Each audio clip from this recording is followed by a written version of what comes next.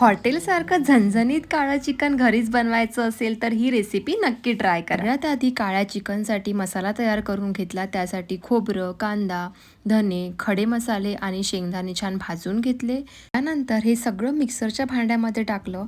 त्यात थोडीशी पालक घालून सगळं एकदम बारीक वाटून घेतलं. पालकामुळे ग्रेव्हीला खूप छान कलर येतो आणि टेस्टही अजून मस्त लागतो. आता कढईत तेल गरम करून 2 तेजपत्ते आणि आलं लसूण पेस्ट घातली. त्यानंतर तयार केलेलं काळं वाटण घालून 5 मिनिटं छान परतवून घेतलं. त्यानंतर टोमॅटोची पेस्ट, लाल तिखट, हळद, धने पावडर आणि बाकीचे बेसिक मसाले घालून पुन्हा 5 मिनिटं स्लो गॅसवर शिजवून घेतलं. त्यानंतर थोडंसं पाणी घालून मसाला 10 ते 15 मिनिटं शिजवायचा. जोपर्यंत मसाल्याला तेल सुटत नाही तोपर्यंत मसाला छान शिजवायचा.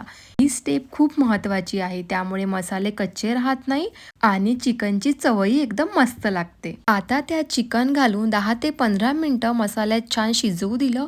त्यानंतर तुमच्या अकॉर्डिंग किती ग्रेव्ही पाहिजे त्यानुसार पाणी घालायचं.